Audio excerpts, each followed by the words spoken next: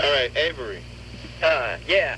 And the one thing I wanted Brother Keidi to talk about, I know he was talking about population control and the aspects of the decimation of African people, but I wanted him also to talk about some of his conscious reports, especially on what people are labeling as AIDS and the false figures that we see where they said African people are dying on the continent of AIDS in great numbers.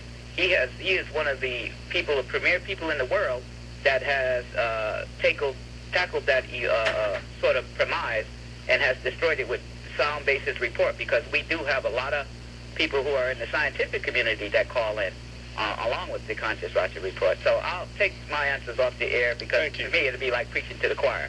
Thank you, brother. Hotep.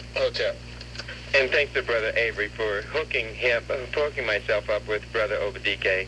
I'm just really always wonderfully humbled by the efforts that brothers like Avery and sisters who put in on behalf of us. You know, when you do these forums, there are so many people in the background that really help to bring it all together. Mm-hmm. Yeah. The subject of HIV and AIDS I began researching in 1987 when I first heard that AIDS was a consequence of biological weaponry development, that it was race-specific, that it had been deployed specifically in the mass vaccination programs to decimate the African population.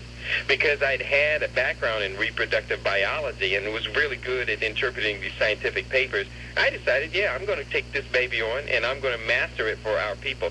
So I got a series of documents that reinforced that notion of the laboratory origins of HIV and AIDS, and many of these documents had references in them. So I started going to major libraries at places like UCLA, at USC, at Johns Hopkins University, and Emory University, which is where the CDC is located.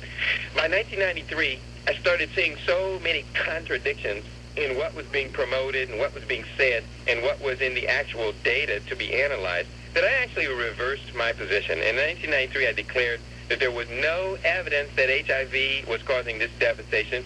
There was no evidence linking HIV with this new phenomena called AIDS, which was not a new phenomenon. It was an old phenomenon that had been renamed.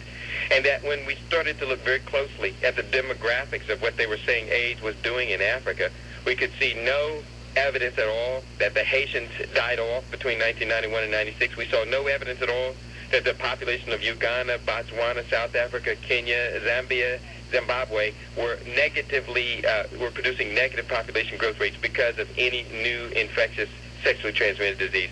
Later, I produced a series of documents and DVDs. I call it the Great AIDS Hoax. Okay. We're going to get back to the phone and go to Brother Michael.